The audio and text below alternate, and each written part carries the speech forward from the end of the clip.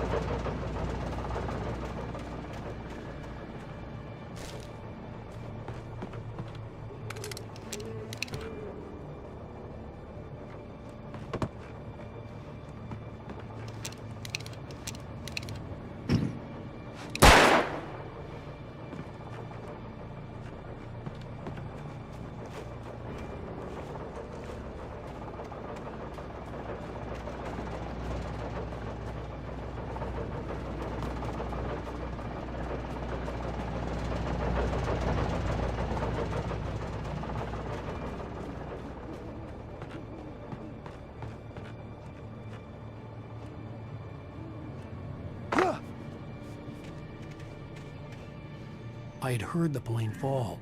It made no sense. It was clear that it had just fallen here, but it was very old and obviously hadn't flown in decades. Looking at it sent a shiver down my spine.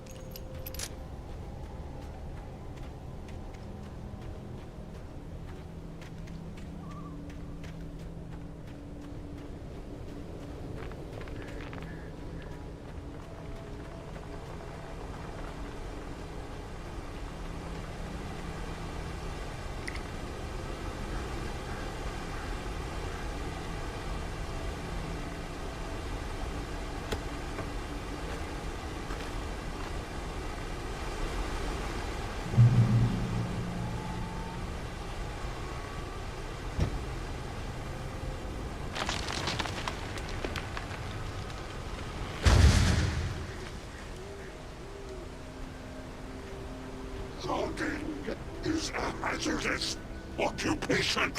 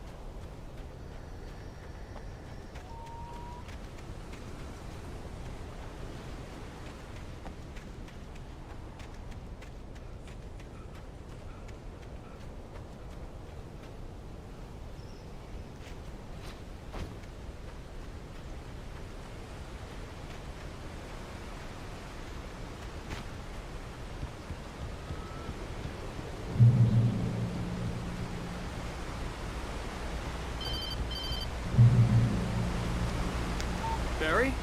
Ow! The porch is covered with birds. They've got old Hitchcock on me. Stay out of sight. I'm on my way. Don't open the door. What am I, crazy? Stay hidden. I'll be there soon. Just make sure you keep the lights on.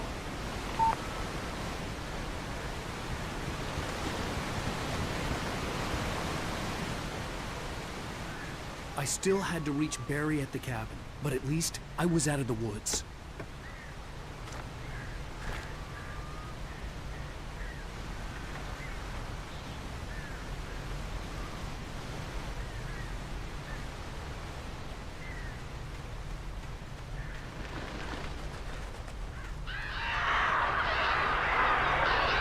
I'd have to get the car from the locked garage.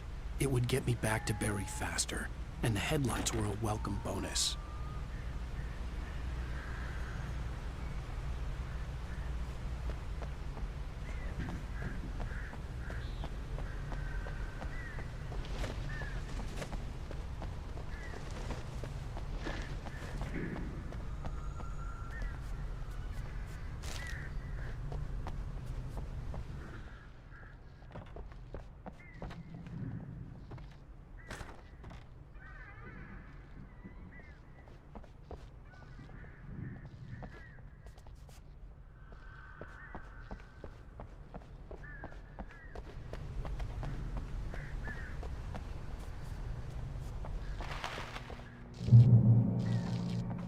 had to find the key to the garage. A story is not a machine that does what you tell it. A story is a beast with a life of its own. You can create it, shape it, but as the story grows, it starts wanting things of its own. Change one thing and you set off a chain reaction of events that spreads through the whole thing. The characters have to be true to themselves. The events need to follow a logic that fits the story. A single flaw and the magic is gone. The story dies. Alice dies.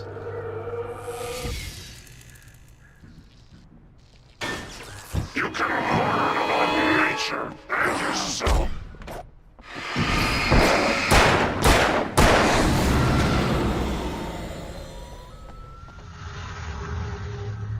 Here we have the first driving scene.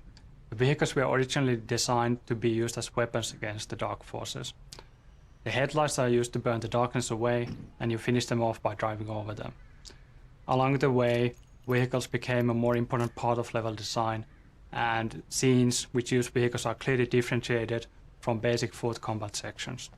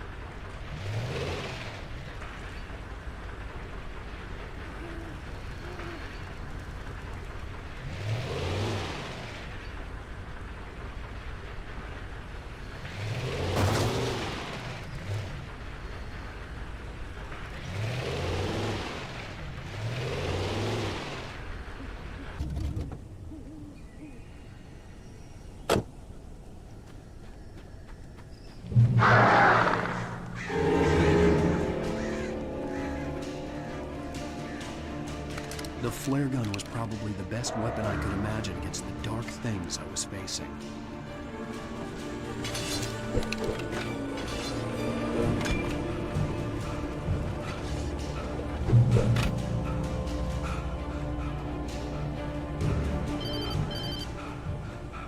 It was the kidnapper.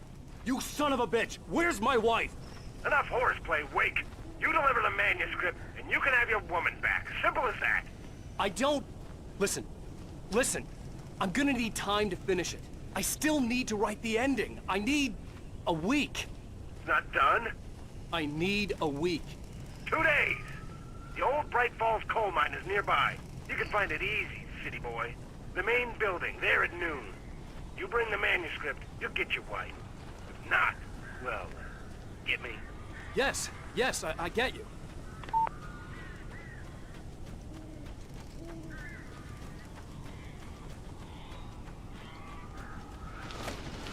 Barry had talked about birds over the phone.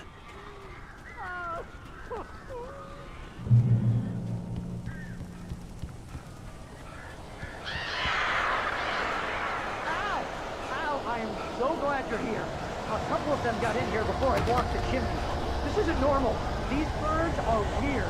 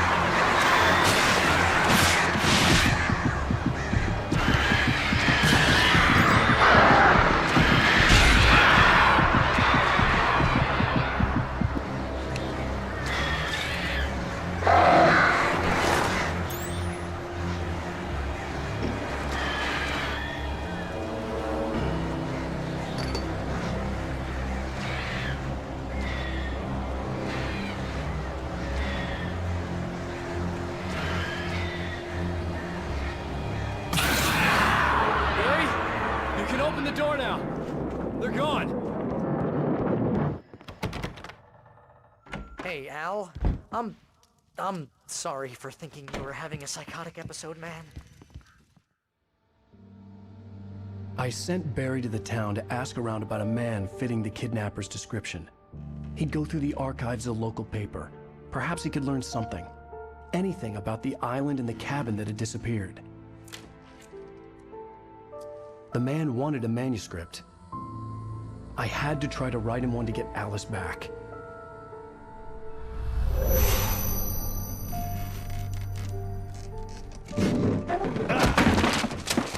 For me, the supernatural had always been nothing but a metaphor for the human psyche, a tool to use in writing fiction. Now, it was happening for real, and I couldn't put a single word on paper.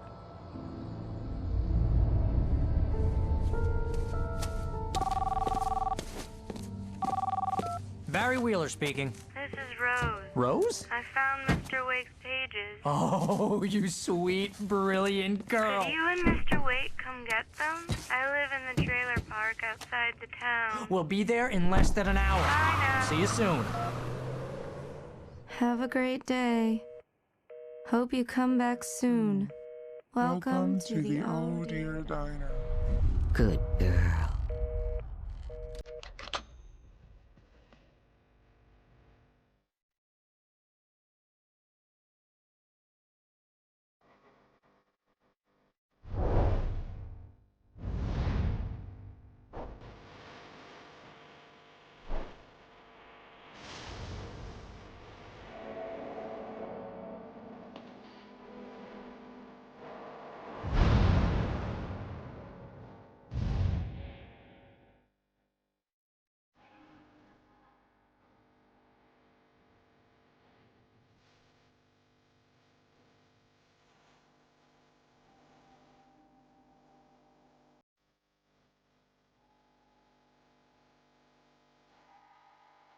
Previously on Alan Wake, Alice has been kidnapped. Alan, please help me. Alice? You'll do exactly what I say if you ever want to see your wife again. I can't tell anyone except my agent Barry. Damn it, Barry, they'll kill her. You're my best friend, and I'm worried that you're not right in the head. The ransom is a manuscript I supposedly wrote that's coming true before my eyes. It happened just the way it was on that page. So dark. I have found only a few scattered pages. I want the entire manuscript. The deadline is in 2 days. I found Mr. Wake's pages. Good girl. How the hell did she get her hands on the manuscript anyway? I don't know. She's resourceful. I told you you were too hard on her. Listen, I found out all sorts of interesting stuff while I was digging around. Yeah. Mr. Wake, it's Sheriff Breaker. We have an FBI agent here, Agent Nightingale. FBI? He's anxious to see you. You'd better come to the station. Okay, I'll be right over, Sheriff. Let's make this quick, huh? Help you folks? Name's Randolph. I'm the manager. We're looking for Rose. Works as a waitress down at the diner. Rose, sure. Nice girl. Who wants to know? I'm Alan Wake. The writer, huh? I heard on the radio you were visiting. Well, I'll show you her trailer. That Rose, she's a nice girl. Always pays her rent on time. As I was saying, Al, I found all sorts of weird stuff. The trailer park where Rose lives is a cozy place that recently had a bit of a shock when a sailing boat picked up by a tornado crashed in the middle of two trailers. This is a location that for a long time looked like it was not going to make it in the final game, but I'm glad it did, because I think it's one of those places that helps define the character and style of the game in a visual way. When we went out photo shooting along the Pacific Northwest area, we came across many trailer parks, and we have plenty of material for them. So I think that really shows in the authenticity of this location. So much so that the place came to be called Diver's Isle. But the volcano under the lake erupted in 1970, and Zane went down with the island.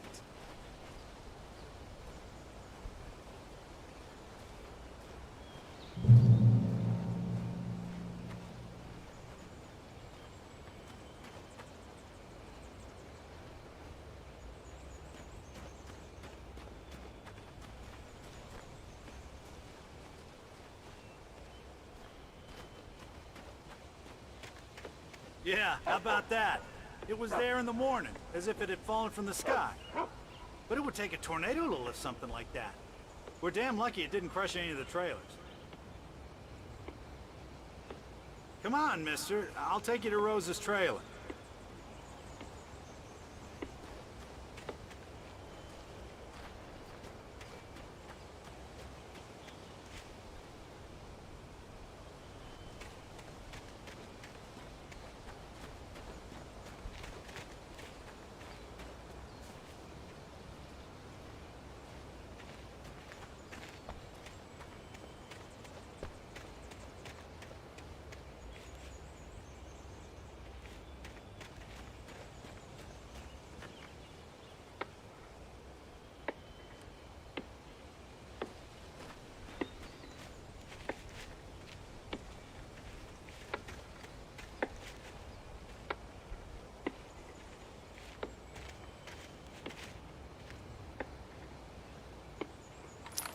Better. A local girl, Barbara Jagger, drowned in Cauldron Lake just a week earlier. They were lovers. Sure, Jagger's a local spook store. The Scratching Hag. Comes for you in the dark. Childish stuff like that. Anyway, Al, I'm just getting to the best part. All of the articles about this stuff were written by Cynthia Weaver. I asked around, and she's that crazy bag lady you met. What, the lamp lady? She can be a little loopy, but she's not homeless or anything. Yeah, anyway, she knew both Jagger and Zane before they both died, and she had some kind of a breakdown.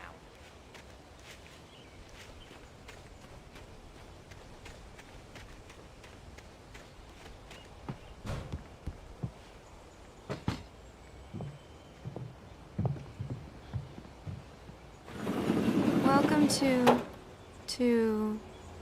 Oh dear. Mr. Wake, I'm so glad you're here. Rose, you have my manuscript? Oh. Oh, yes. Yes. Please, come in. Hey, this is really good. Rose, Yes, my manuscript. I really need it. I understand. I know what you need. A muse to inspire you. Oh, for Barry? She doesn't have anything. Yeah, hey, Al? Al, what's... Oh... Barry! What? What?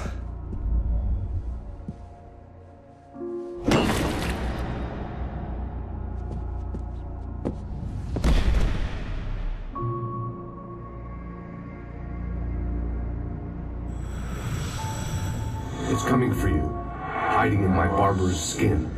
I'm too weak to stop it. You must turn the lights on. I promised I'd come visit you and your lovely wife. You must finish what you started. I insist. You must turn the lights on. Turn the light on. Back to work, boy.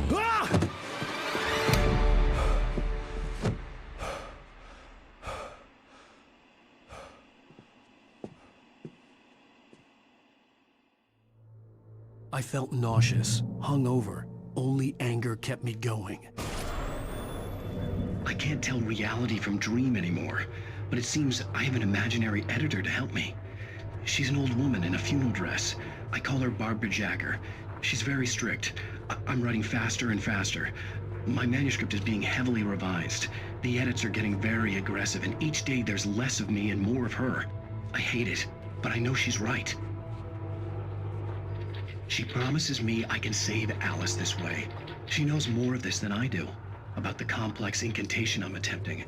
About this place. She's worked with another writer under similar circumstances, Thomas Zane. The genre of the story seems to be shifting. It's turning into a horror story. I'm getting close. I can feel it. Rose took a day from me. I had less than 12 hours left to meet the kidnapper.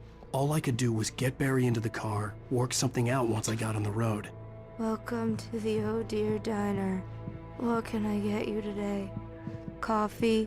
I couldn't work up much hate for Rose. Something had used her to get to me and left its mark. First refill is free.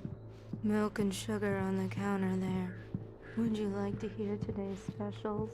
Thank you. Have a nice day. Come back. My gun and flashlight were gone. I'd have to find a way to get The Dark Presence is the main adversary in our game, and I wouldn't necessarily call it evil, but it is completely alien to our world, and that may pretty much be the same thing. We don't really want to explain the Dark Presence in too much detail. We kind of want it to remain a mystery, but let me say this much. It's definitely not human. It doesn't think the way we do. A good example of this would be when Wake actually escapes from the cabin, and he actually just sits there and writes the whole thing into the story, and the Dark Presence is right there, and it just doesn't understand what's going on. It doesn't work on that level of logic. On the other hand, it can be very devious. For example, it has no problems whatsoever using Alice and Rose against Wake in a very, very sort of, contrived manner, and it works very well too. We talked quite a bit about the Dark Presence being weak in the beginning of the game, and that's true as far as it goes, but it only refers to the foothold it has in our world. Now, it is strong. It is very, very strong and very, very big in its own world.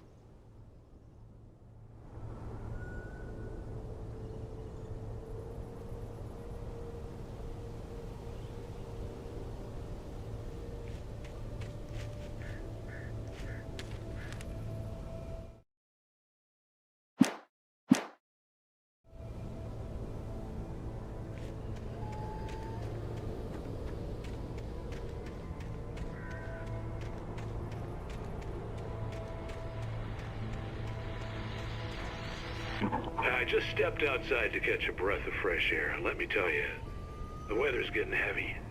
Nights like this make me especially glad I'm here talking to you and not home in bed. Once the weather takes a turn like this, I can't sleep at all. It's all tangled bed sheets and dark thoughts, punctuated by the occasional plunge into nightmare. Is it just me? Well, perhaps it is. But I hope I can make the night a little bit easier to get through. Caller, you're on TV. What's on your mind, Walt? Well, I ain't the way you are, but, I can't sleep either, I just been staring out the window here, trying to make sense of it all, but, I ain't been drinking either, I just... Well, you sound like a man with a problem, Walt. I had argument with Danny, Danny, and, then I got in trouble with the law, and, I'm just, well... I heard something like that, Walt.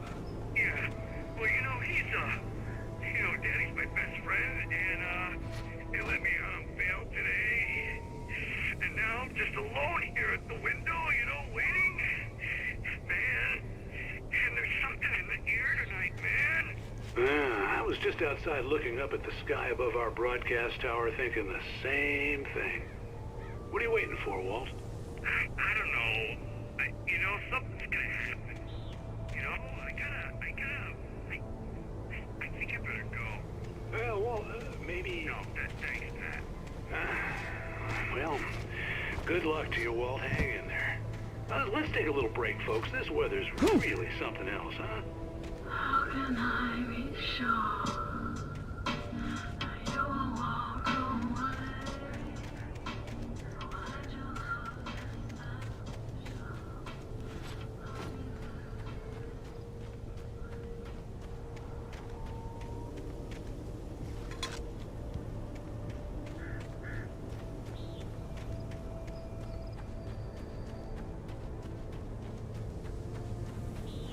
Oh, you're gonna get it now.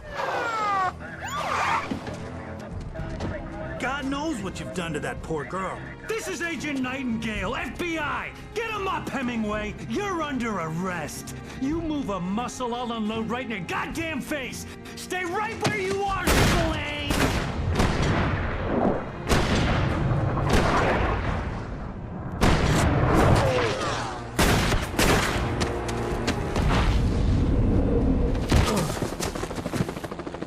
What are? I'm standing right here, you goddamn maniac!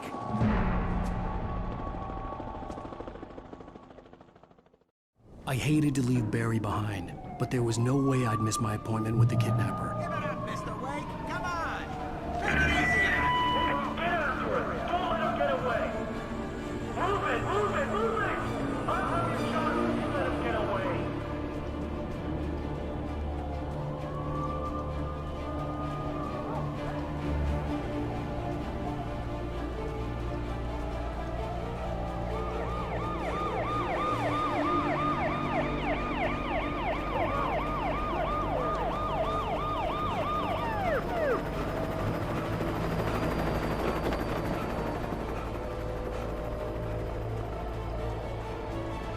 There! Freeze! Okay, man. Keep your eyes peeled. He's gonna try to make it through here.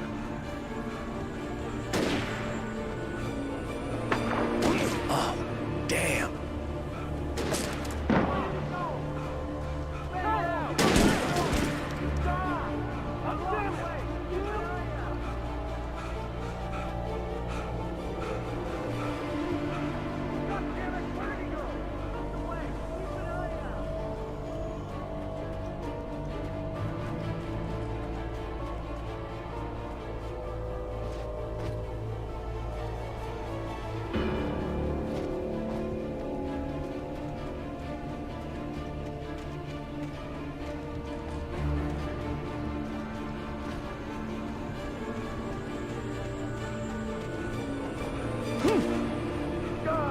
Come on, guys.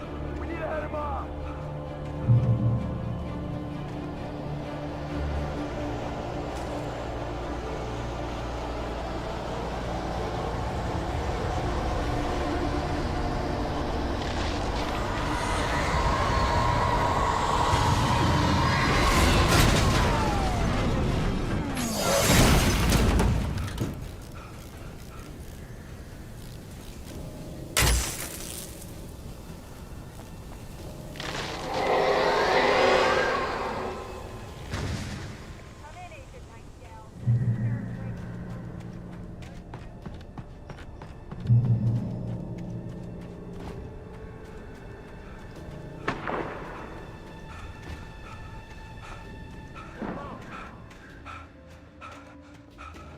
Search the area.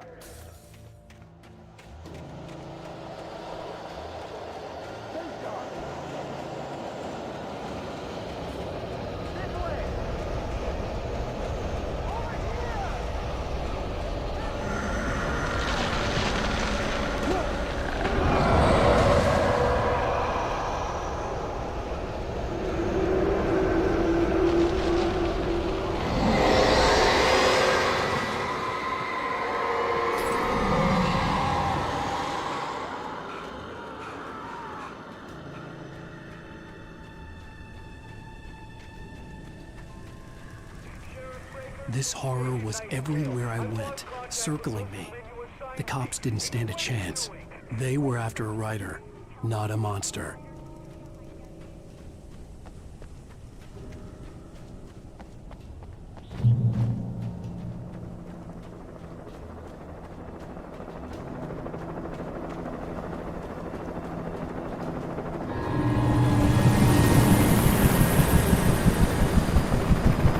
You on the ground.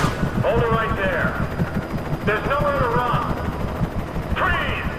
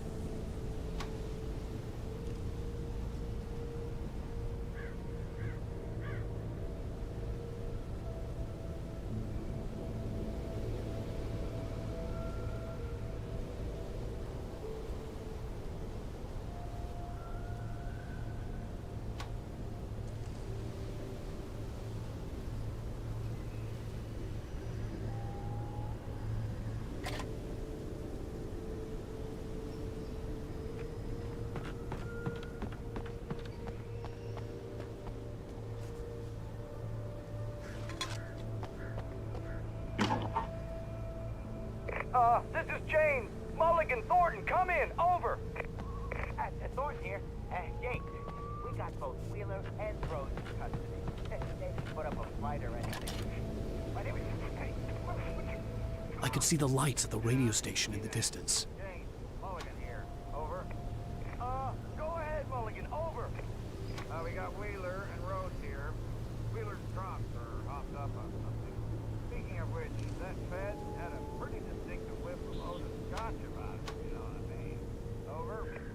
I don't have anything on that, Deputy Mulligan. Over. Well, whatever. Anyway, Rose is just being plain weird here. You better get Doc in to take a look at both. Over. Gotcha. You better get them here quickly. The Fed's gonna want to interview Wheeler. Over. Oh yeah, I bet it does. Looks like they have a lot in common. Mulligan out.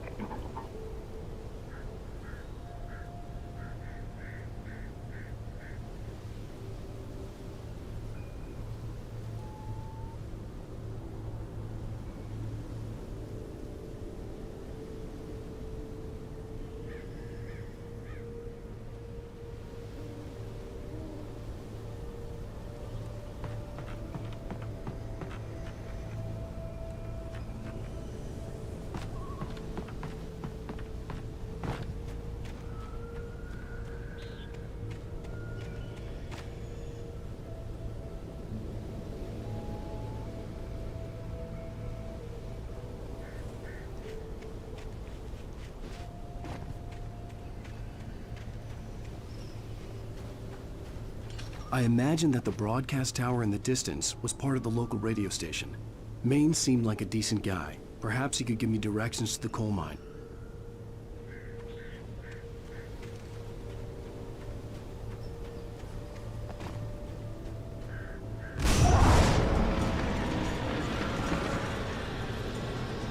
Unnatural shadows clung to the gate. The darkness that was after me was trying to stop.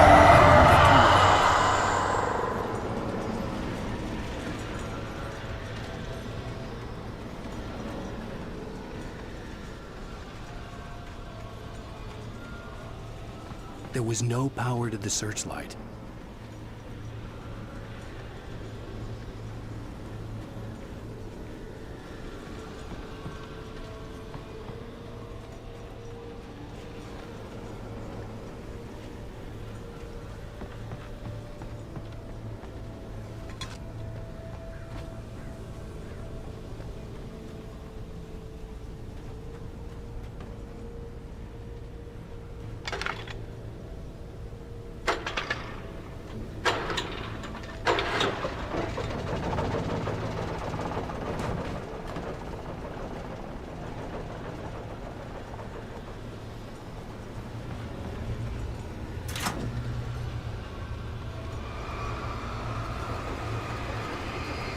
The old generator conked out.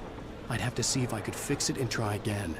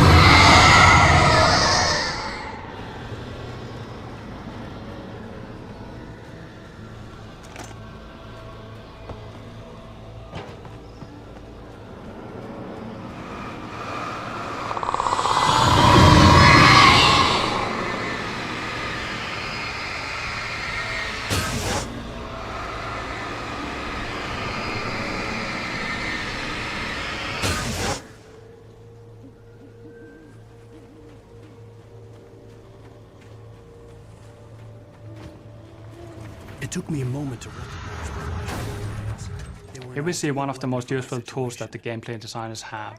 We call it beds, for bringing enemies to the scene. It started off as a simple spawning system, but as time went on, it evolved into something bigger. It actually now incorporates build-up as well. You hear the whispers and sounds that the darkness creates, and, well, the darkness itself actually appearing in the forest. It hides the enemies when they actually get close to you. On top of that, we have a reveal system, which shows the first enemy attacking you, but we do it only once per combat. After that, you're on your own.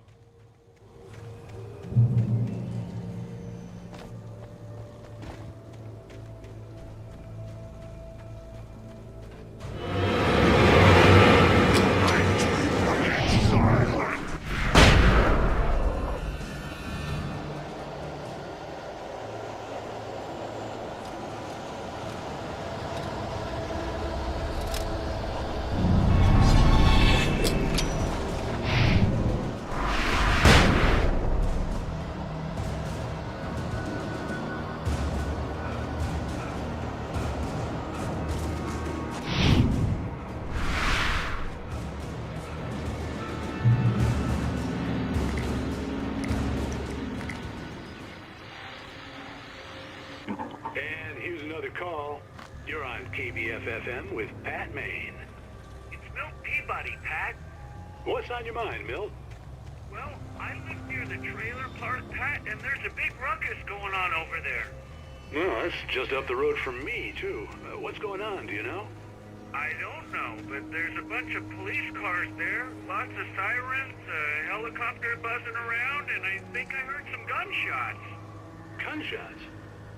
Yes, sir, like from a pistol. So can you find out what's going on? Because it's just next door and they're popping off guns there. They're still shooting? No, it was maybe 10, 15 minutes ago. It sounds serious, Pat. I'm telling you, it don't sound like no party. Well, I'm certainly going to give the station a call, Milt. Okay. You'll hear it here as soon as I hear from them. Okay, thanks.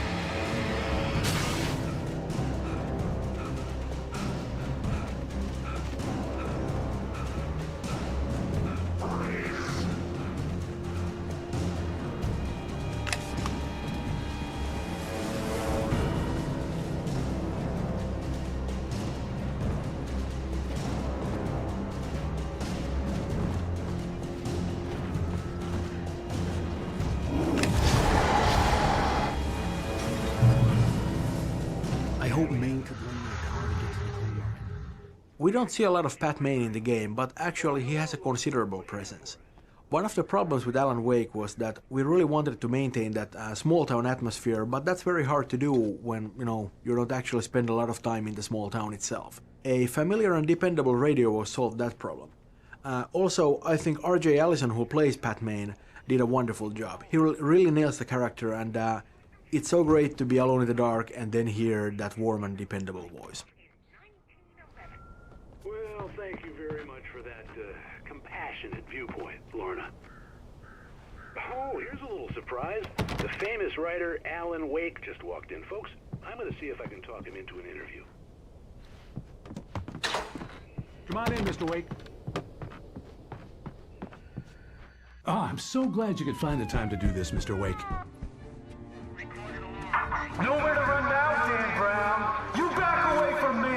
Don't hurt it. Whoa. Everyone calm down. Put the gun down. We're all friends here, right? Cool your jets, Nightingale. We got him.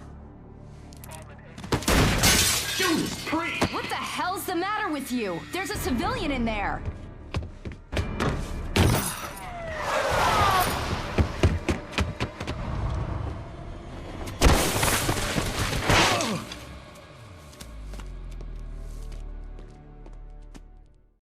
I'll get you yet, even if it kills me. You hear me?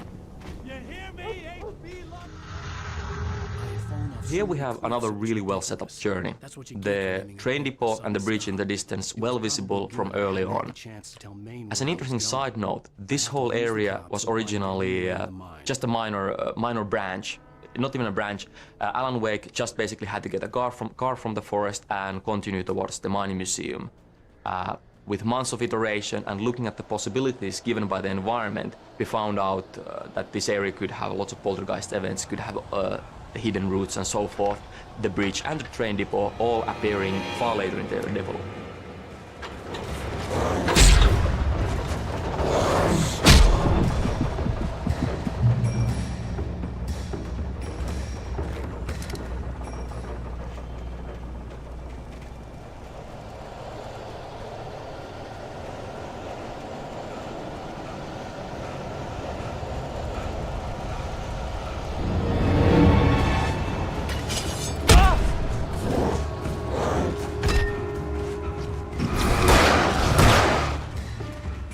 There was no sensible reason for the power company work lines to be here.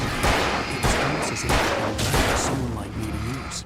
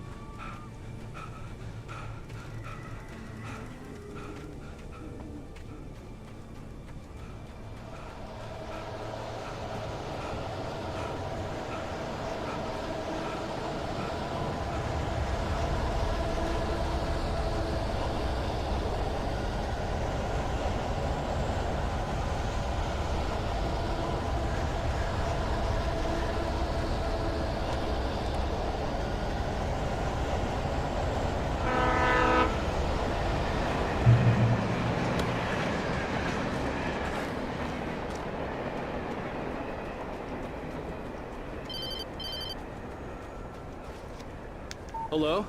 The most stubborn man I've ever met. Alice? Alice? Alan. Alan. I'm so afraid. It keeps me in the dark. Please help me. I look at you, Alan, and it's not you.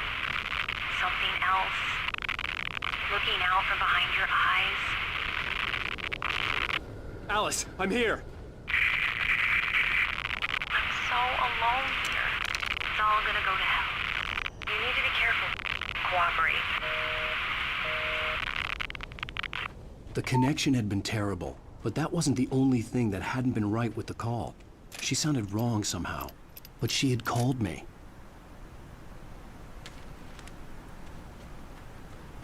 I could see a railway bridge up ahead, and a warehouse of some sort on the opposite shore. Everybody knows the movie Poltergeist, but I wouldn't say that it was the origin for this idea. This game is about possession. It's about the dark presence taking over everything in the world. It started off with humans, and, well, in the design, the inanimate objects were the next logical step. One of the hardest things to do was to convey intent. The objects don't have any body language, unlike the Taken. How we ended up with the current feature was that the lead writer actually encountered a problematic physical object. It flickered around the terrain erratically, and you really couldn't tell what is going to happen next. And that ended up being a real feature. And here you can see the result.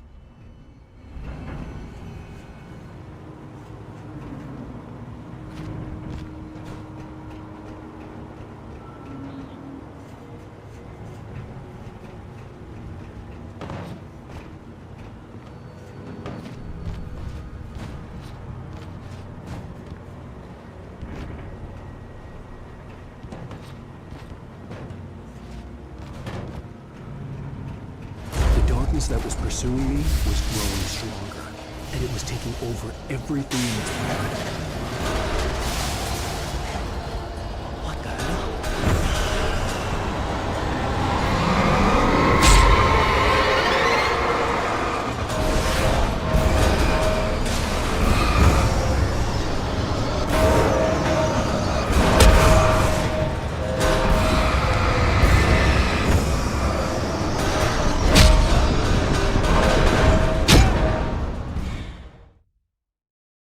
Of some sort on the opposite shore. Everybody knows the movie Poltergeist, but I wouldn't say that it was the origin for this idea. This game is about possession. It's about the dark presence taking over everything in the world. It started off with humans, and, well, in the design, the inanimate objects were the next logical step. One of the hardest things to do was to convey intent. The objects don't have any body language, unlike the Taken. How we ended up with the current feature was that the lead writer actually encountered a problematic physical object. It flickered. A warehouse of some sort on the opposite shore. They hoped I could find a car. Everybody knows the movie Poltergeist, but I wouldn't say that it was the origin for this idea. This game is about possession. It's about the dark presence taking over everything in the world. It started off with humans, and, well, in the design, the inanimate objects were the next logical step. One of the hardest things to do was to convey intent. The objects don't have any body language, unlike the Taken. How we ended up with the current feature was that the lead writer actually encountered a problematic physical object. It flickered around the terrain erratically, and you really couldn't tell what is going to happen next. And that ended up being a real feature. And here you can see the result.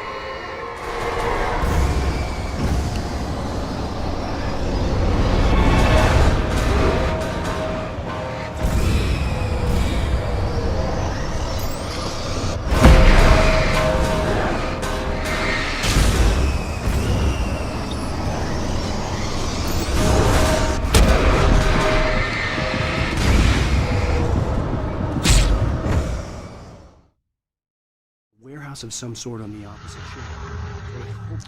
Everybody knows the movie Poltergeist, but I wouldn't say that it was the origin for this idea. This game is about possession. It's about the dark presence taking over everything in the world. It started off with humans, and, well, in the design, the inanimate objects were the next logical step. One of the hardest things to do was to convey intent. The objects don't have any body language, unlike the Taken. How we ended up with the current feature was that the lead writer actually encountered a problematic physical object. It flickered around the terrain erratically, and you really couldn't tell what is going to happen next. And that ended up being a real feature. And here you can see the result.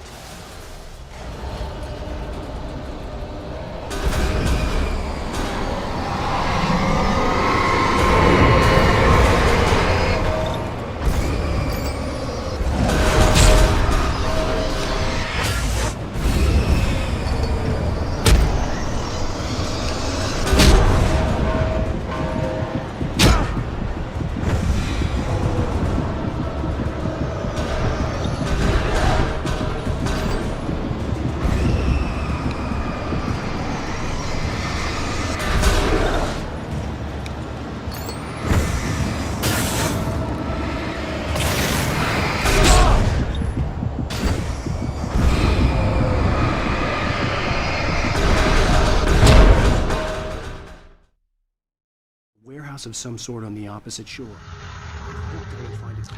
Everybody knows the movie Poltergeist, but I wouldn't say that it was the origin for this idea. This game is about possession. It's about the dark presence taking over everything in the world. It started off with humans, and, well, in the design, the inanimate objects were the next logical step. One of the hardest things to do was to convey intent. The objects don't have any body language, unlike the tape. How we ended up with the current feature was that the lead writer actually encountered a problematic physical object. It flickered around the terrain erratically, and you really couldn't tell what is going to happen next. And that ended up being a real feature. And here you can see the result.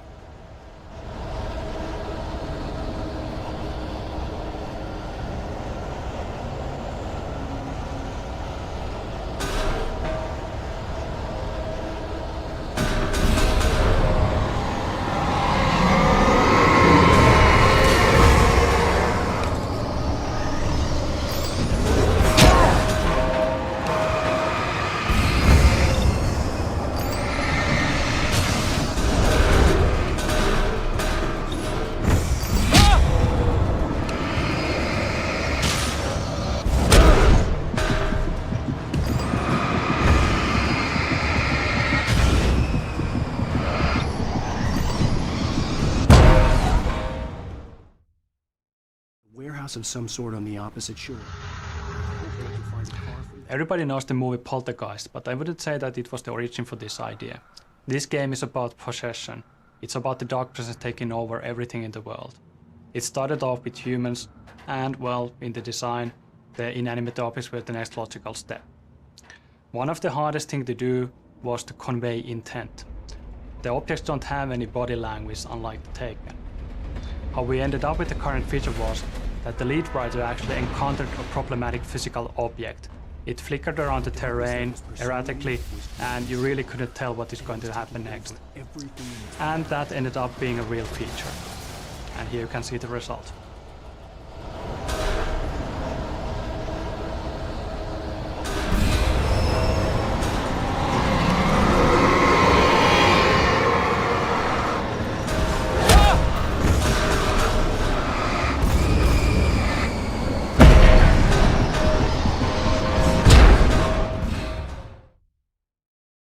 Of some sort on the opposite shore.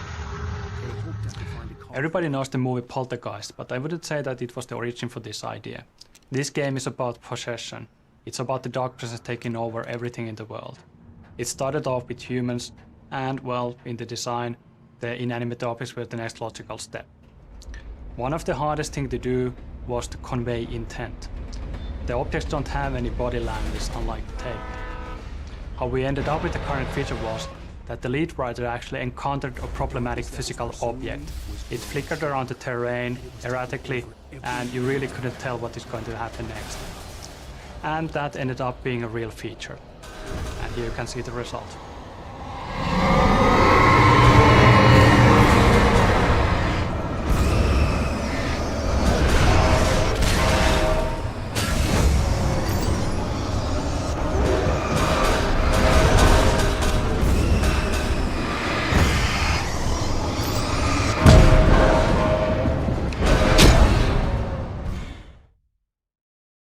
Of some sort on the opposite shore. Everybody knows the movie Poltergeist, but I wouldn't say that it was the origin for this idea. This game is about possession. It's about the dark presence taking over everything in the world. It started off with humans, and, well, in the design, the inanimate objects were the next logical step. One of the hardest things to do was to convey intent. The objects don't have any body language, unlike the Taken. How we ended up with the current feature was that the lead writer actually encountered a problematic physical object. It flickered around the terrain erratically, and you really couldn't tell what is going to happen next. And that ended up being a real feature. And here you can see the result. It was taking over everything in its path.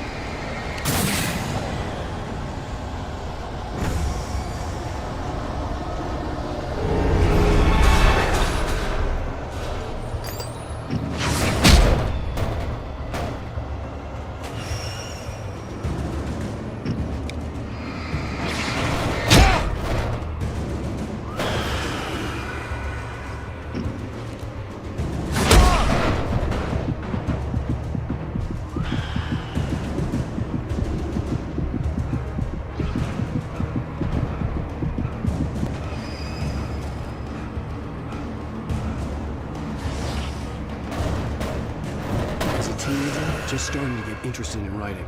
Stephen King had been a source of inspiration to me. I thought about all a warehouse of some sort on the opposite shore. Everybody knows the movie Poltergeist, but I wouldn't say that it was the origin for this idea. This game is about possession. It's about the dark presence taking over everything in the world. It started off with humans, and, well, in the design, the inanimate objects were the next logical step. One of the hardest things to do was to convey intent. The objects don't have any body language, unlike the Taken. How we ended up with the current feature was that the lead writer actually encountered a problematic physical object. It flickered around the terrain erratically, and you really couldn't tell what is going to happen next. And that ended up being a real feature. And here you can see the result.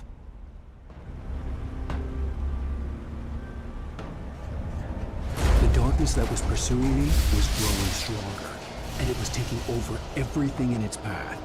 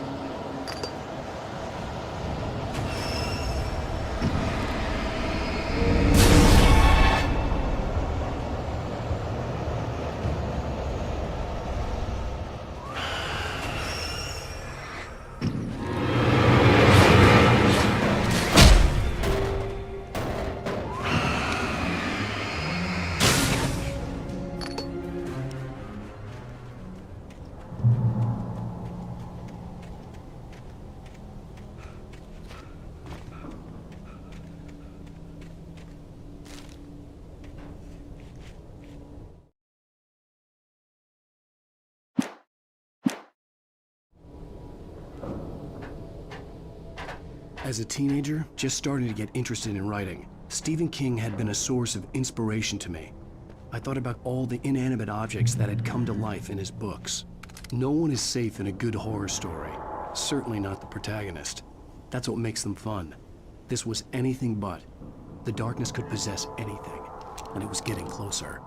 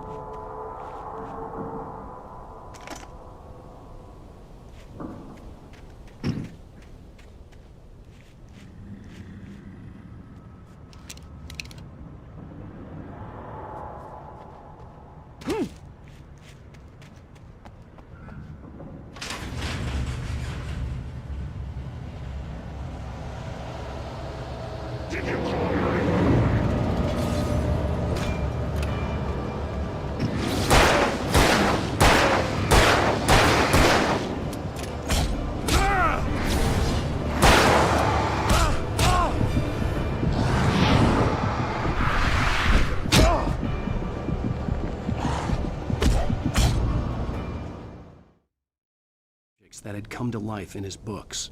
No one is safe in a good horror story. Certainly not the protagonist. That's what makes them fun. This was anything but. The darkness could possess anything, and it was getting closer.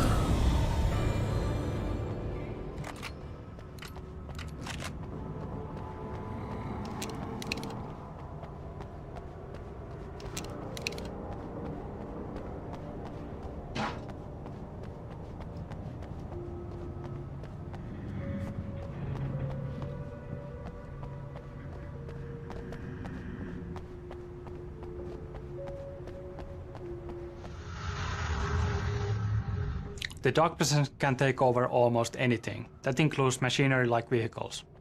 In the next scene you will see the bulldozer attacking you, and it might be familiar too from demos that have been shown in different shows before. I would like to say that plenty of thought and research went into this, but the fact is that it was basically just a lucky test when we fooled around with the AI and physics. and here you can see the results.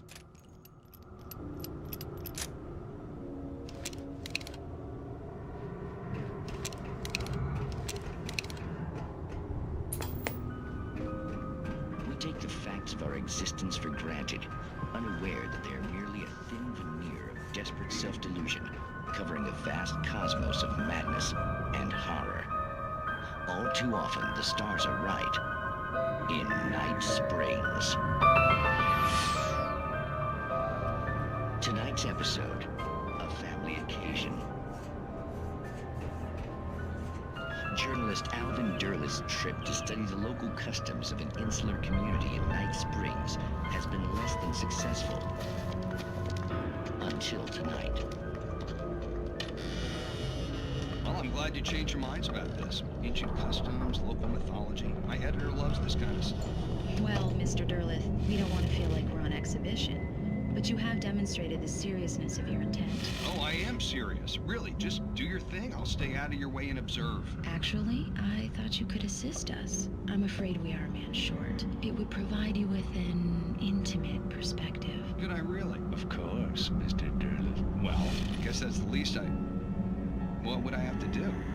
Oh, here. Let me show you with a kiss.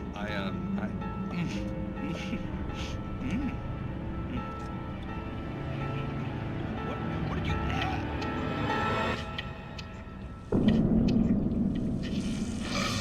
Oh, Mr. Derleth, you have well pleased Nixie Perka, the dweller in flesh.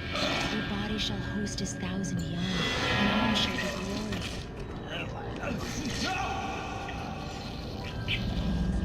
Shh, darling, be calm.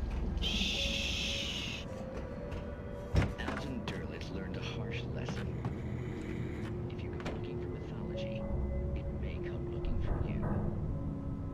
And such quests always bear fruit.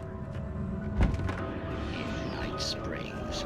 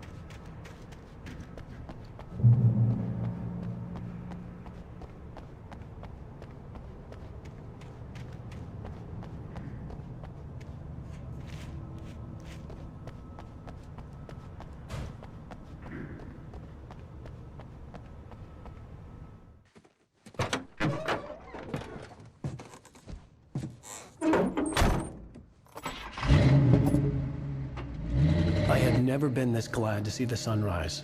I had a couple of hours to get to the coal mine.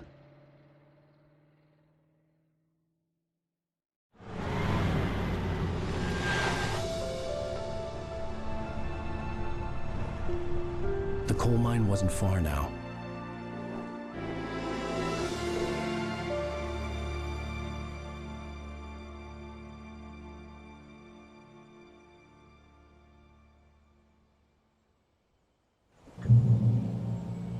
Today, I would meet the kidnapper, and he would give me Alice. I wouldn't give him any other choice. This daytime driving sequence is great to have in the final game, especially considering that it was a source of debate earlier on. It's fairly hard to actually see this kind of sequences, are they actually working or not, before we have the final environment, the mood, the sounds and so forth. Of course now, it is great to have in the final game. It provides a very nice change of pace in the middle of episode 3, and it provides a great showcase for our technology, our views, and also it's great to see the environment that you usually see in the night, covered in shadows and in fog, in its full glory.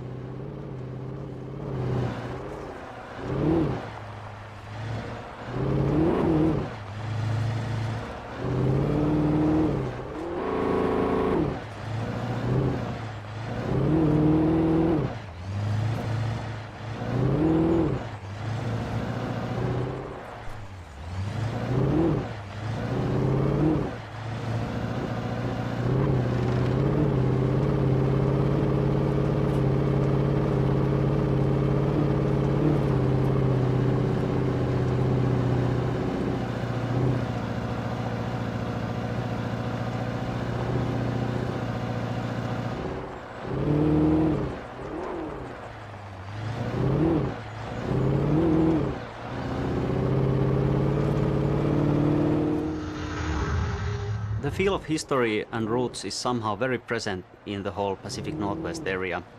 It's one of those things that lends the unique feel to this region. This was once a very inaccessible and thus isolated region, but in the turn of the 19th and 20th century, as railroads started getting built, it was suddenly connected to the rest of the country. This greatly benefited industries like mining, for example, because now ore could easily be transported across vast distances.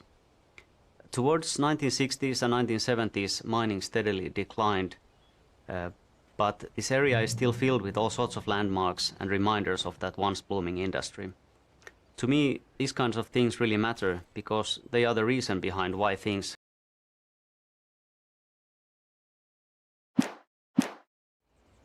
are and look the way they are. So, long story short, decaying structure.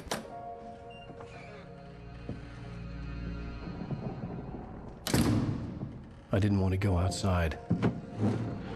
Cops had to be looking for me. The noon sun turned the place into a sauna. The day dragged on. Different scenarios ran through my mind. Ways of how I'd torture the kidnapper to get Alice back. Or the different horrible things he could have done to her. I imagined her dead. I had no way of knowing she was still alive. It was killing me. I was running on blind hope. It was all a waste of time. The bastard never showed up.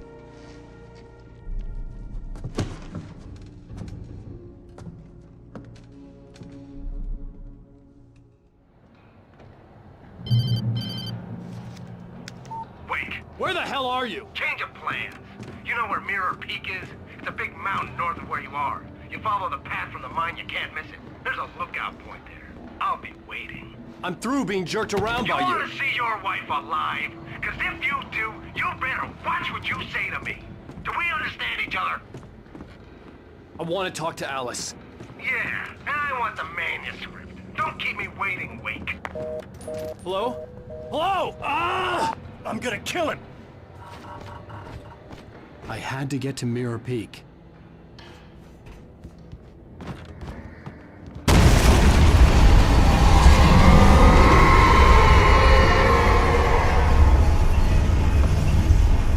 It was close. Maybe closer than ever before.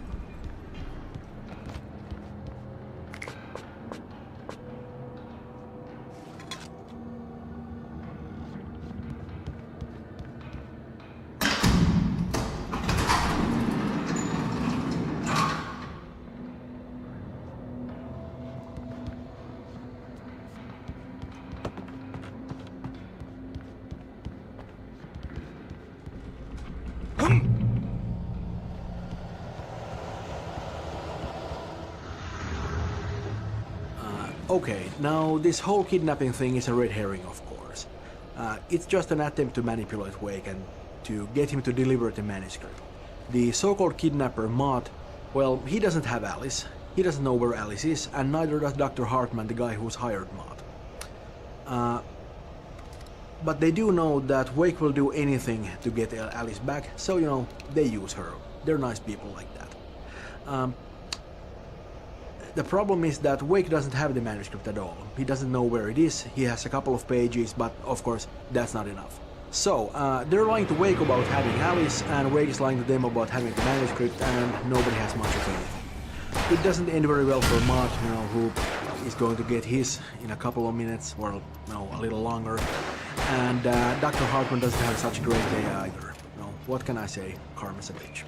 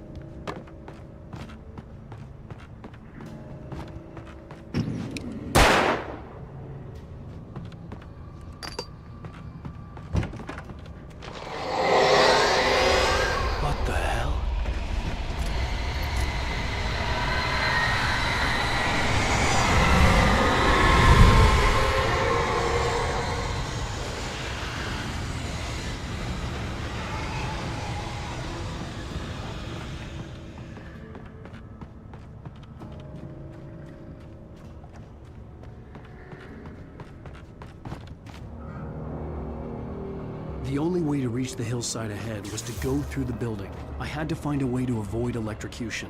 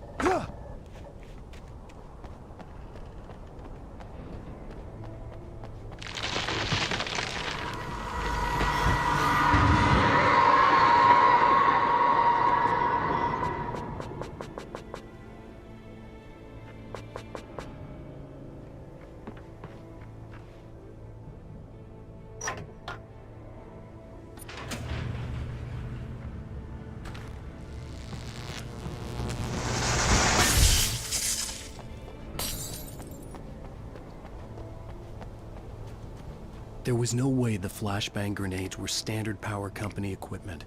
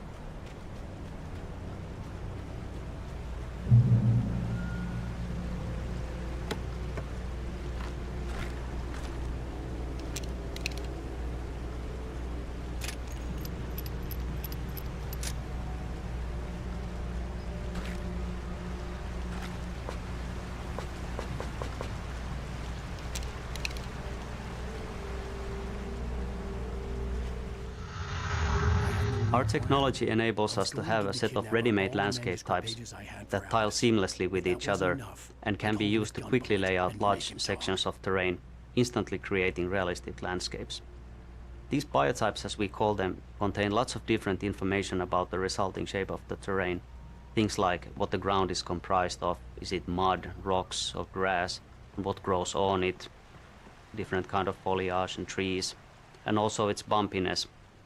So we don't manually build every square meter of forest that there is in the game, but instead focus our efforts on creating these biotypes so realistic that they can be used to cover a patch of terrain of almost any size and still look realistic.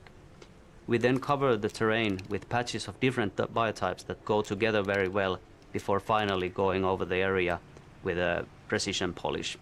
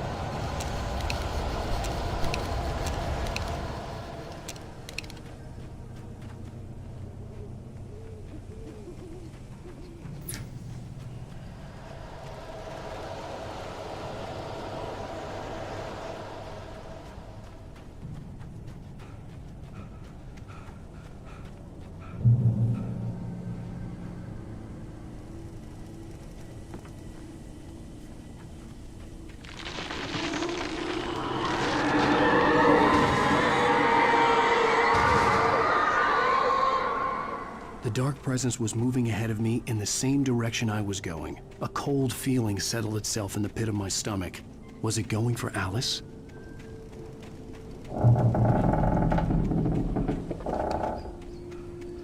The graveyard shift may cause cancer.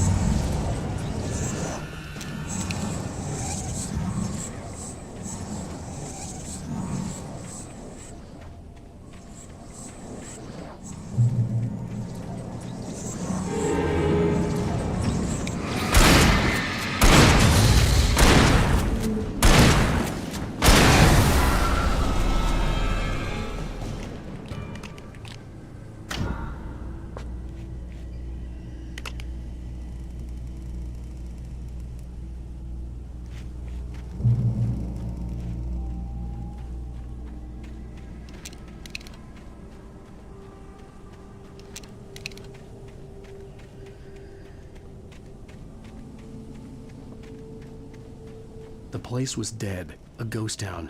Had been for decades, maybe a century.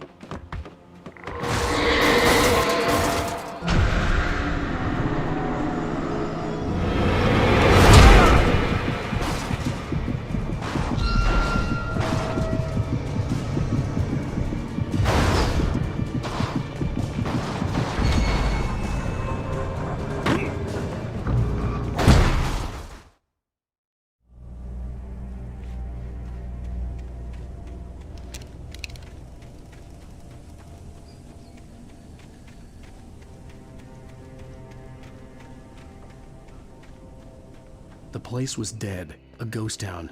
Had been for decades, maybe a century.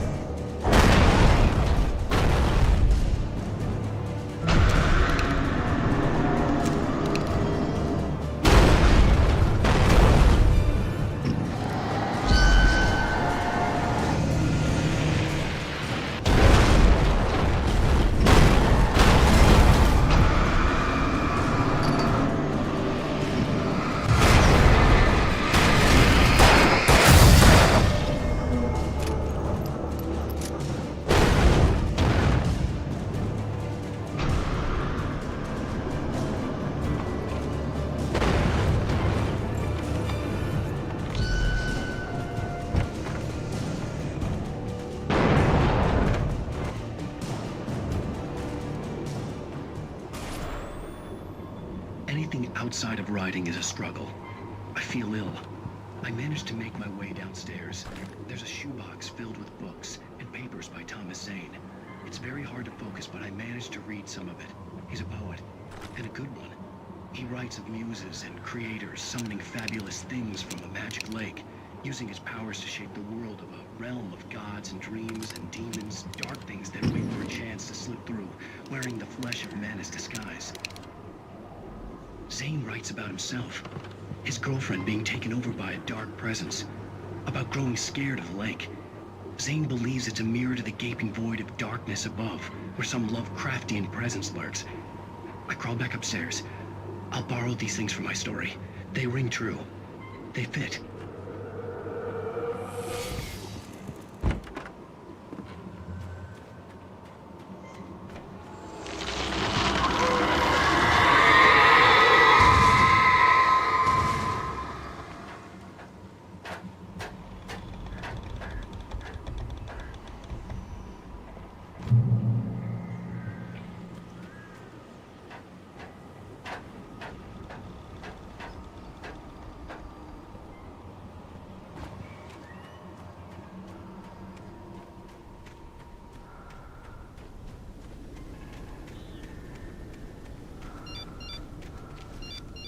The kidnapper had sent me a text. The message was full of spelling errors and insults. It was telling me to hurry up.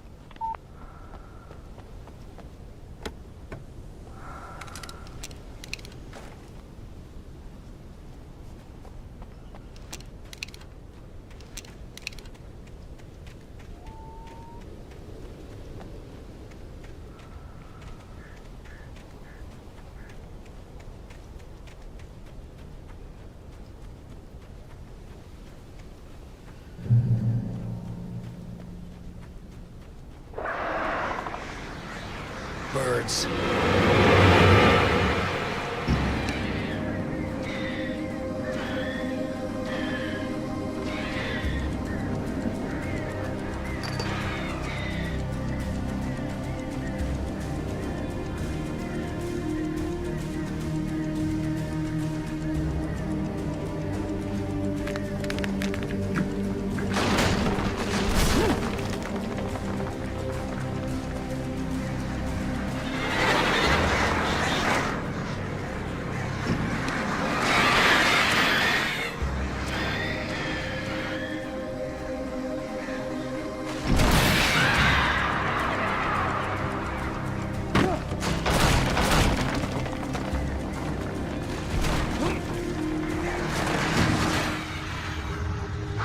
We chose birds as our only animal enemy type.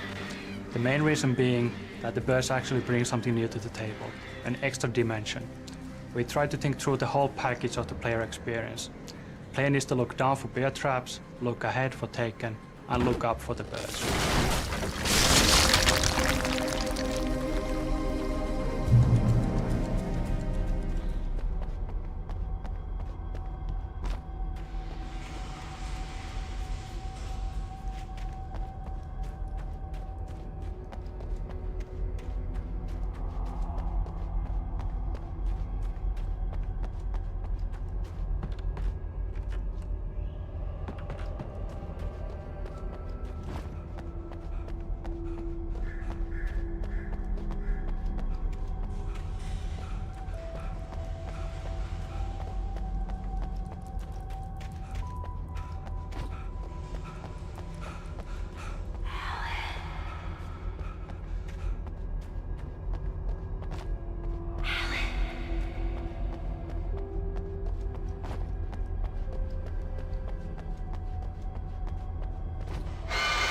Without warning, the headache stabbed at my brain.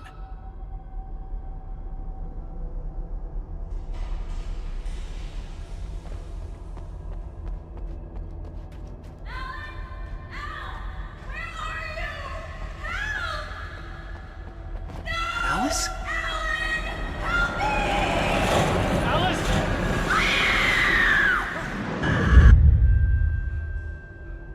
I'm losing it.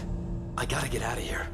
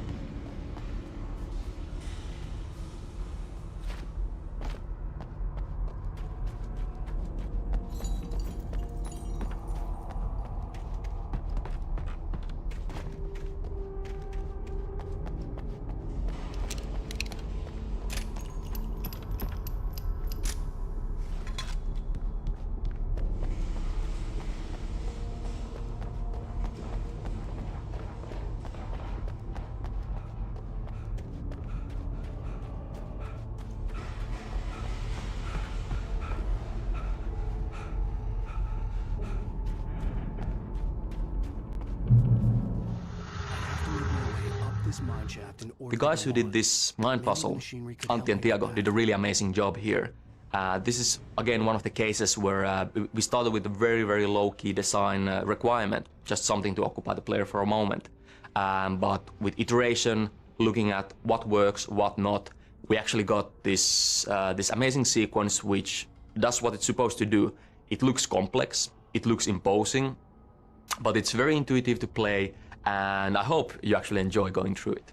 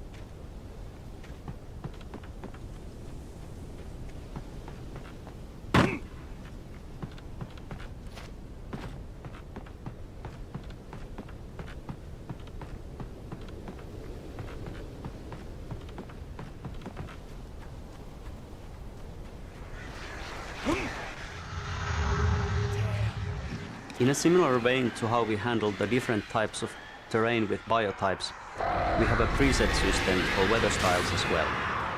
The game engine lets us control numerous parameters, things like cloudiness, wind, rain, and also lighting parameters, things like color, intensity, and blooming, to create truly stunning weather effects.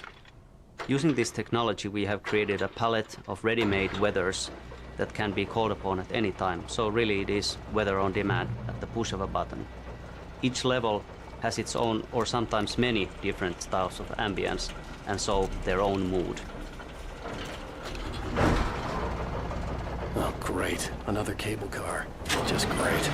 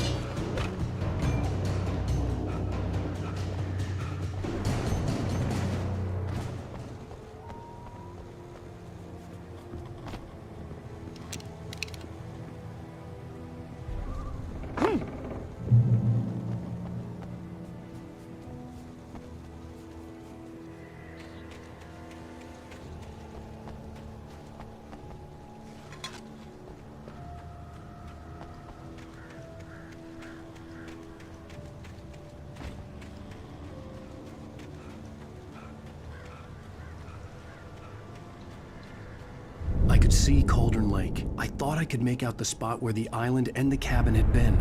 There was a light near it. It had to be a boat.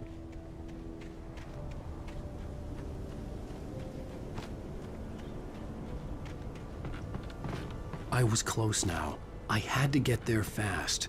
I dreaded what I would find. Wait! Are you? Wait! Hey, I'm here! I'm coming! No! Get back! Sorry! Please, it's late! The boss didn't know who he was messing with! I didn't know! I swear, I didn't know! We don't have a wife! We don't know where she is! She's probably drowned! We just said we had her to make a play.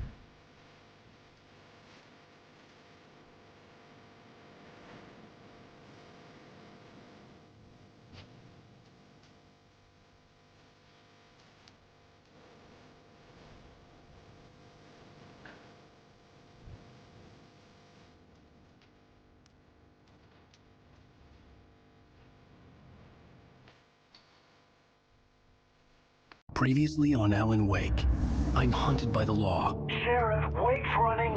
I'm getting chased. Are you seriously telling me that writer just took out my deputies? A thriller I supposedly wrote is coming true. The genre of the story seems to be shifting. It's turning into a horror story. I was told that Alice had been kidnapped, but that was a lie. We don't have his wife! We don't know where she is! Her purported kidnapper was eaten up by the dark presence before it attacked me.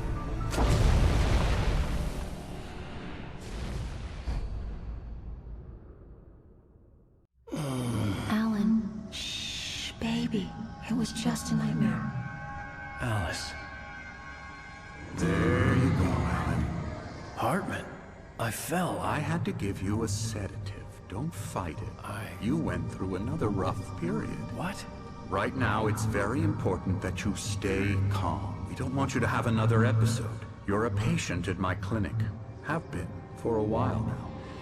The shock of your wife's death triggered a mental illness. No, you're lying. You're suffering from various symptoms of undifferentiated schizophrenia. Bastard. It's okay, Alan. Just let go.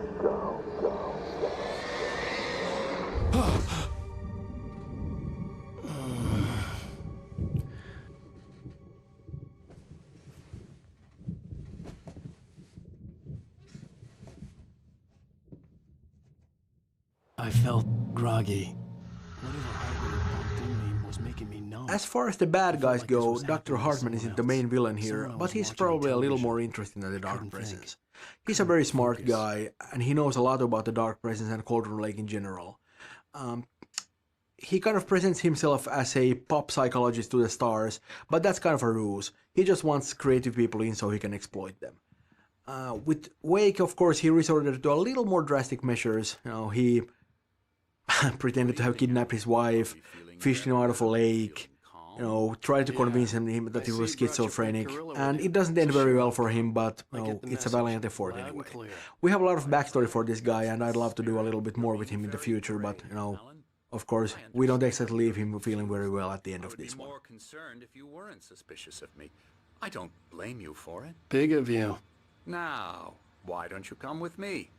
We'll reacquaint you with my clinic and go over everything you might have forgotten. Little walk and some fresh air? Yes, it will do you good. This corridor is for patients. Most of them aren't here right now. Jack took them out for a fishing trip, except for the ones who are particularly vulnerable, of course.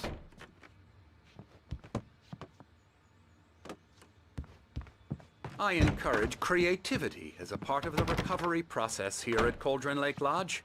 I specialize in treating artists. I bet you do. Splendid, Alan. I honestly believe we can get this thing under control if we work together. This way, Alan.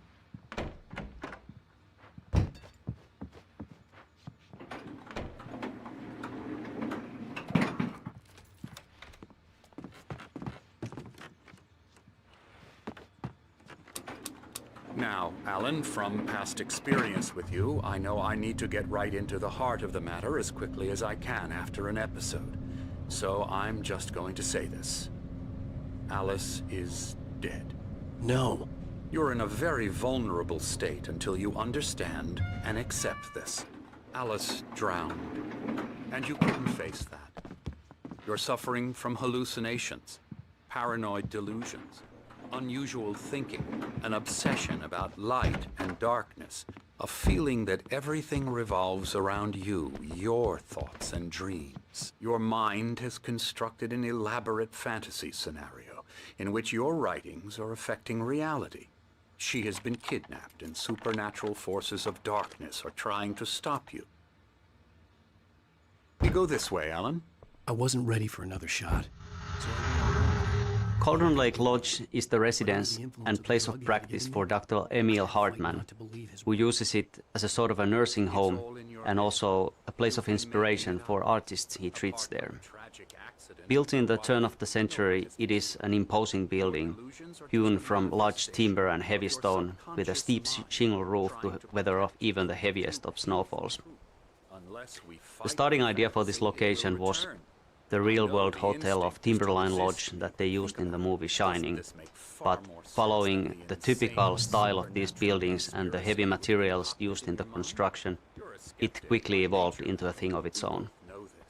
Everything can be explained logically.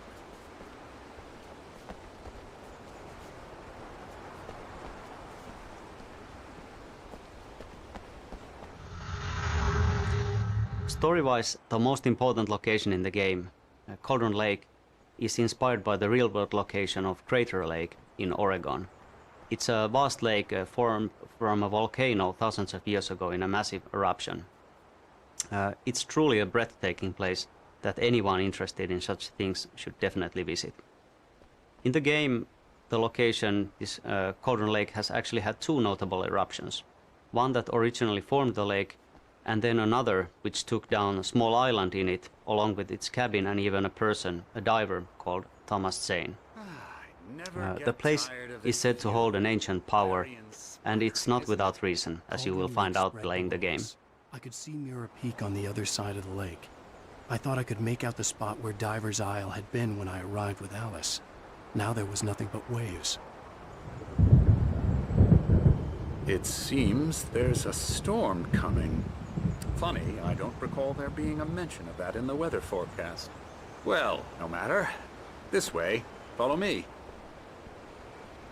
Alan, what I'm telling you is good news. Right now we're in control. Every time you have a relapse, it gets more and more difficult to resurface from the dark depths of your imagination. Not surprising, considering your profession. Imagination is what you work with. After all your nightmares, this should come as an immense relief to you. If it doesn't, why is that? Because I'm lying? or because you don't want to admit that you're not well. It's very natural for you to think of me as your enemy. It's part of the illness. I let him talk. After all, Hartman obviously loved his own voice. His words echoed madly inside my head. But I can't I dug my do it nails by into the myself. palms of my hands to stay You focused. need to work with me. Once you accept that, we can begin the journey towards your recovery. Come along. Let's go inside.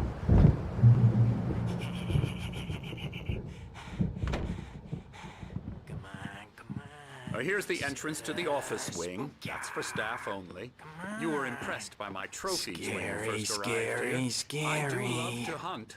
The great outdoors, man versus nature. It's wonderful stuff. Pretty damn wonderful, yeah.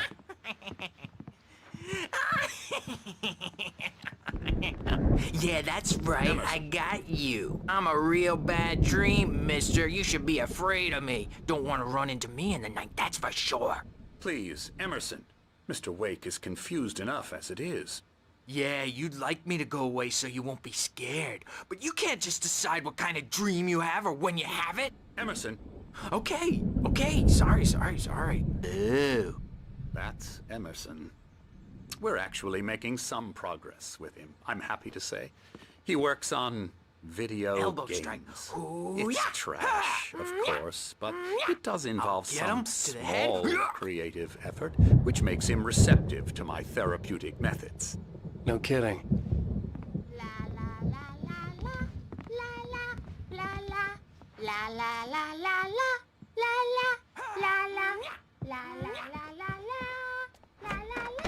Come, Alan, this way. Now, you might have noticed the typewriter in your room. You've been writing as a part of the therapy. As soon as you feel up to it, you should continue. My rheumatism's killing me. There's a storm coming. Oh, what a storm. I hope it wipes this place off the face of the earth.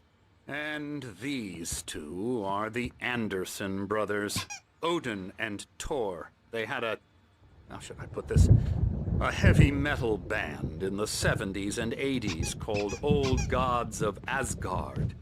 They even adopted new first names to complete the image of Viking gods. After the band broke up, they lived on a farm nearby. They are, well, in advanced stages of dementia. They're well cared for, TLC and all that. There's nothing more that can be done. I'm afraid that the rock and roll lifestyle has left its mark. Oh, that won't do. I'm so sorry to cut this short for now, Alan. The power has been acting up. I'd better go check on it. We'll continue this soon.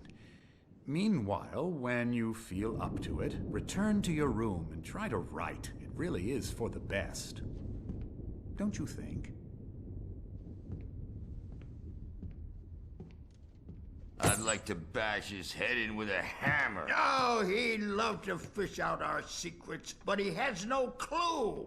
He's not crazy enough. Not crazy like us, Sonny. Yeah! Being crazy's a requirement, Sonny. Who else could understand the world when it's like this? It takes crazy to know crazy. That's the sanest thing I've heard in a while. Zane! You're all right, Tom. Hey, we like him, don't we, bro? He's got to go to the farm. The Anderson Farm. Valhalla! We wrote it all down, lest we forget. A crash course. All you need to know to get your head right. You need to find the message. Here, Sonny, here's something for you. Gave me a rash, but I kept it safe from these bastards. My head was clearing up, or according to Hartman, I was sinking back into the fantasy. I was convinced he was lying to me about everything. Crazy or not, the Andersons made more sense. Tom, you got any booze on you? Yeah, no. Sorry, we have guys. a stash of the special stuff at the farm. Our own formula. Local ingredients. Medicine clears your head. Power He's checking on it now. Yeah, good thing he's not overreacting or anything. Well, he's the boss. I may need a hand here later on, Birch. The storm's bound to make you-know-who jumpy. You know how they get. Gotcha. Something's wrong. I'm not myself. It's hard to think that there's a shadow inside my head. I can only focus on writing. Everything else is a blur. I'm trapped in this cabin. Have been for days, but it's always dark outside. My editor is real. I saw her again. She's not human. Hey, Wake. Why don't you humor Dr. Hartman and give the writing a shot, huh? Typewriter's in your room. There's a hole in her chest where her heart should be. I think I've made a horrible mistake. I don't think I'm any closer to saving Alice. It's been lying to me, using me to get the story it wants, and the story... Hartman had mentioned that the power had been acting up. Maybe that was the reason for the generator and the work light on the balcony. The generator hadn't been activated, and there was no key.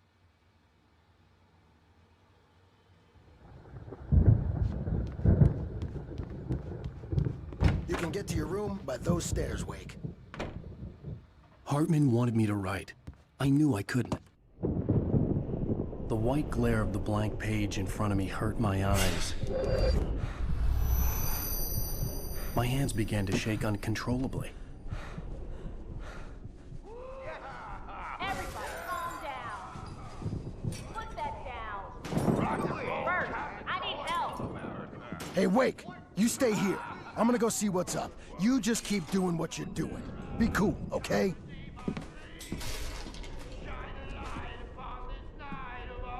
I didn't know what the chaos was all about, but it could be my only chance of getting out of here. Where the hell did he get a damn hammer? I don't know. Here's a friendly poke from Mjolnir, wench. Oh, afraid of the crazy brothers, are ya? Sinclair Not looked so bad. weak now, That wasn't a love are tap. we? The crazy old fart hit her hard. And if she was one of Hartman's Well, goons, things run she had it right coming. back I had to get to all Hartman's yours, office. Tom. He had taken Seize all my your manuscript pages. destiny. That's where he'd been keeping them. It's my storm. I'm taking it. Come out and face the music, Birch. It's time to pay the piper. We're on a comeback tour, baby. Maybe you could come out and beat our regular adult diapered asses, Bert. Hammer's Way will have its say. Rise up in their name. We were on the road,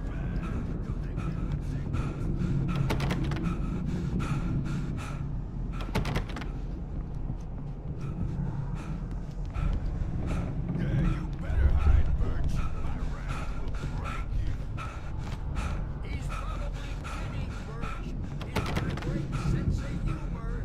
Just ask Sinclair. Let me out of here! Hartman, do you hear me? I'm gonna sew your crazy quack ass to shreds! Seriously! Barry? Ow! About time! Barry, man, am I glad to see you. We need to get to Hartman's office. It's right next door. You okay?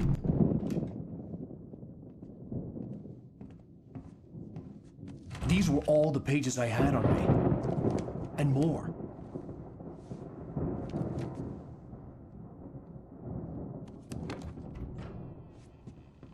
Alan, please. You're sliding back into the... Tell me one more lie and I'll shoot you in the face. Ah, well, it was worth a shot. Really, Wake, come on. Let's work together on this. You have no idea... Hartman, shut up! Barry, get out of here. I'll catch up with you. Get a car. Oh, Al, let's just... Go! Wake, listen to me. This is a mistake. Don't you see? Together we can create something absolutely wonderful. With your ability and mine.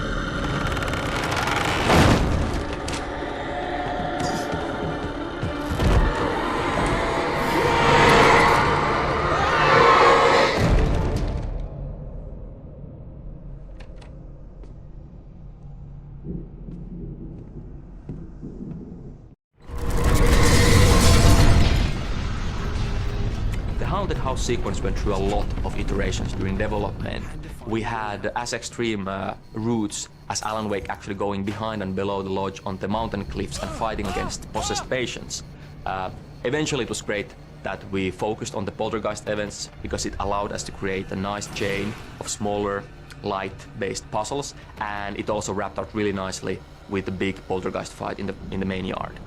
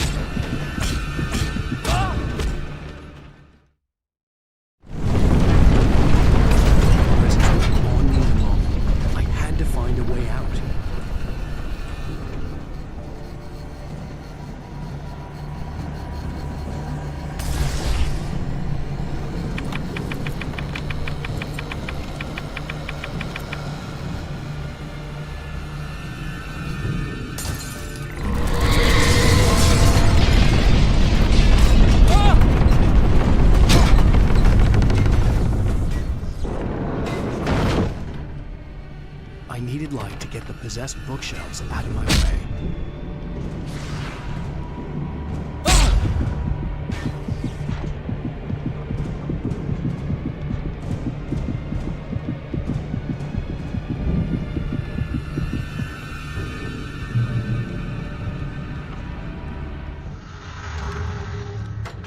As the dark presence attacks the lodge, we are seeing an escalation in its power and aggressiveness.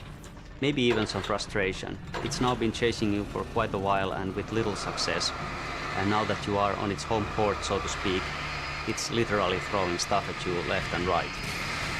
It's a good thing that the lodge is built to handle heavy storms, or otherwise it might come crashing down on you with all the furniture that's flying around. This scene is kinda like an action puzzle where you have to react to fast-changing conditions and find your way out of the building before it's too late.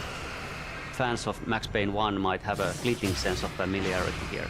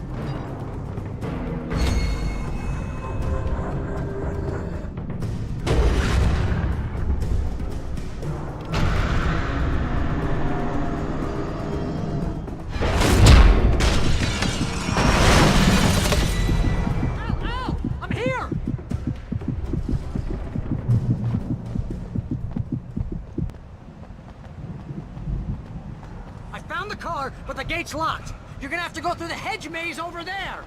Barry, I don't have a light. Take this, Al.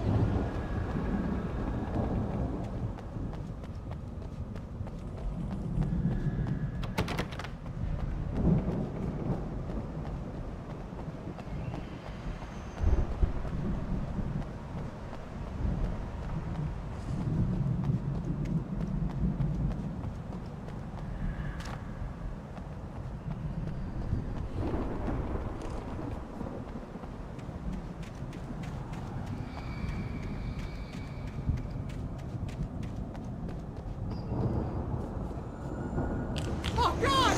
Look at the house, Al!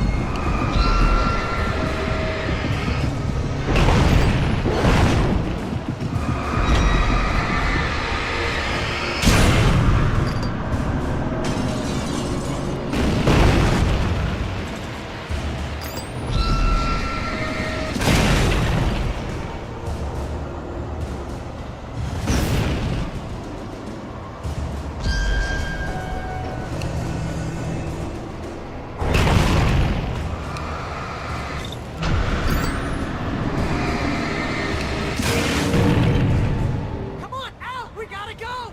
It's not much of a maze! I made it through easy!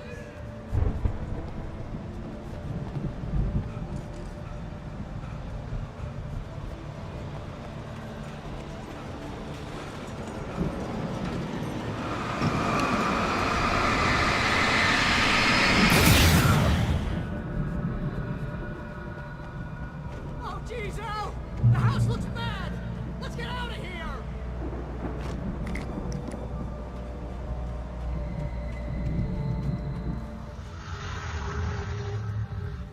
Originally, the hedge maze actually was a circular shape. It looked great from the aerial shots, and everything was pretty good as long as you actually didn't go in there. But playing a maze with all the corridors in the various curves just didn't really work, and we then went with this more traditional setup.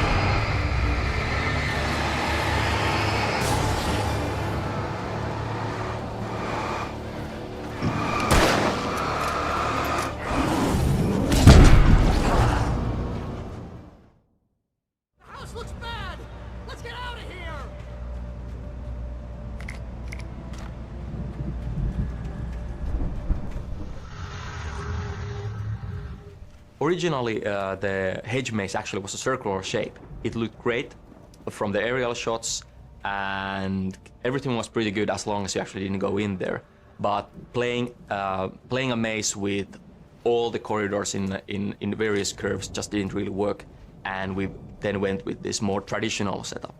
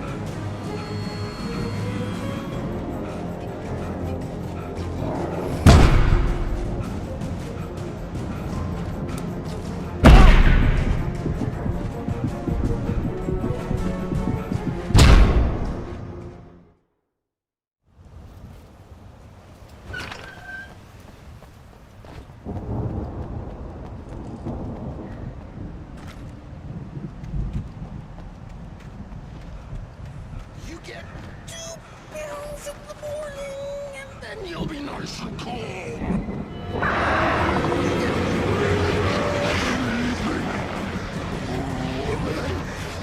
You'll sleep like a baby.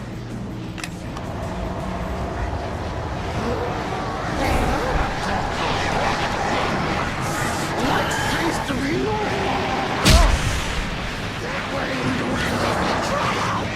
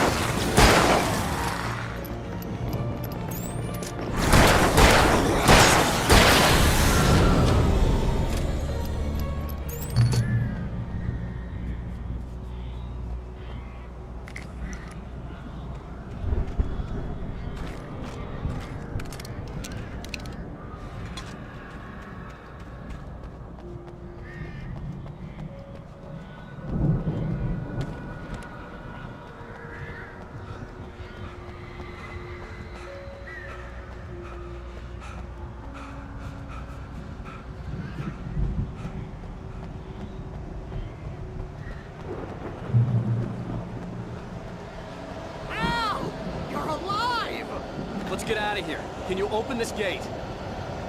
Maybe. Barry. Well, I slammed it shut when the nasty showed up, and the key fits kind of loose in the lock, so,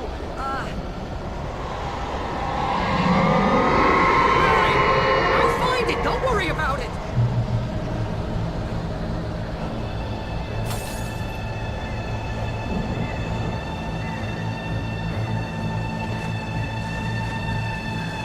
Hurry up, Barry. I'm on it. I'm on it.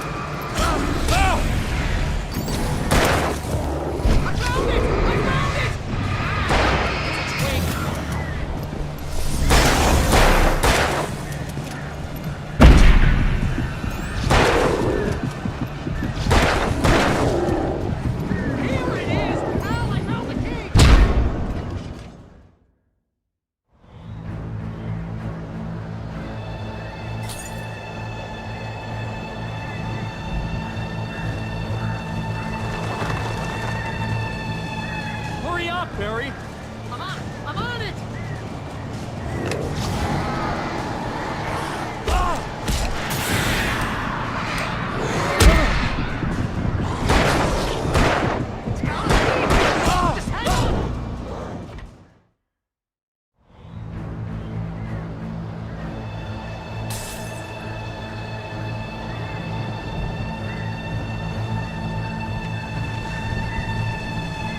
Hurry up, Barry. I'm on it. I'm on it.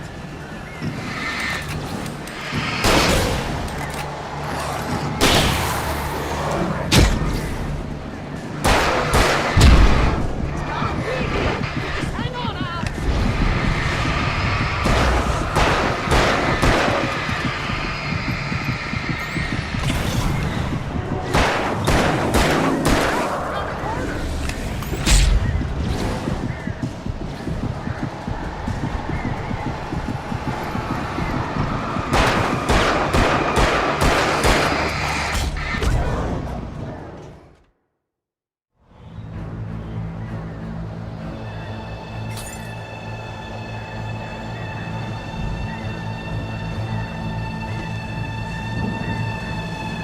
Hurry up, Barry.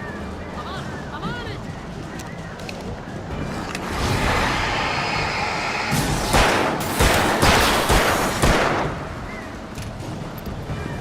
It's gotta be here.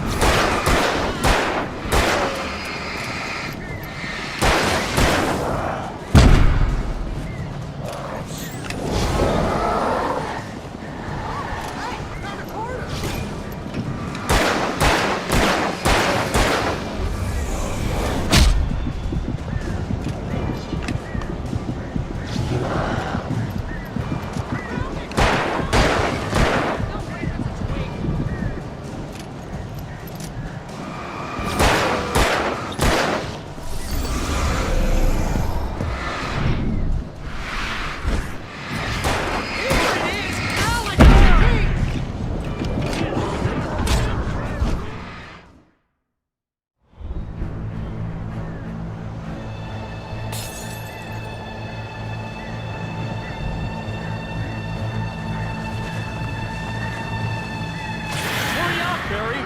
I'm on it. I'm on it.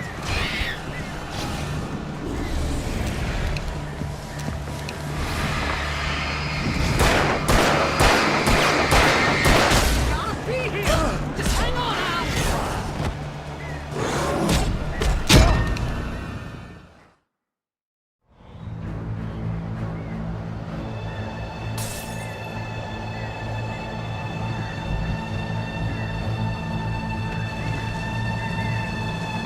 Hurry up, Barry.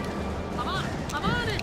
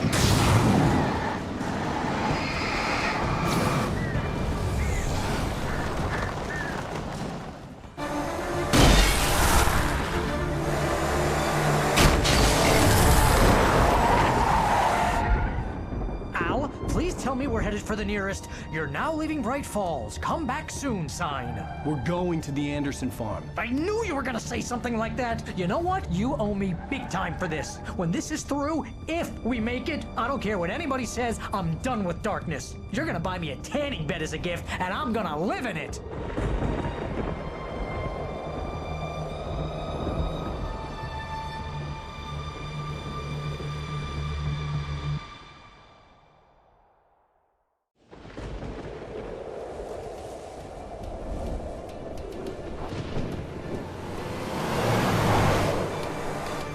I'm crazy, but that's fine, Barry. Oh, you got that right, Al. You're barking mad. You are by far the craziest... But maybe that's inevitable when you deal with crazy stuff like this. It helps. This is happening, Barry. Alice, they never had Alice. She's trapped in the darkness at the bottom of the lake, but she's not dead. Al, how can you know that? I know, Barry. I can... Al, No, listen. I can bring her back. I can find her. There's something special about this place. The lake, it does something to the works of art created here. It makes them come true. But there's a catch. The dark presence, whatever that thing is, twists it to its own ends. That's why all of this is happening. It's using my manuscript to take over everything. Al, I believe you. It happened to Thomas Zane before, it happened to the Andersons. I believe you. Crazy or not, you're not delusional. Weird shit's going down. That's a fact.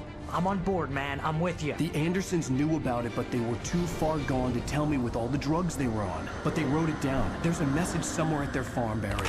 We just need to find it. Look out!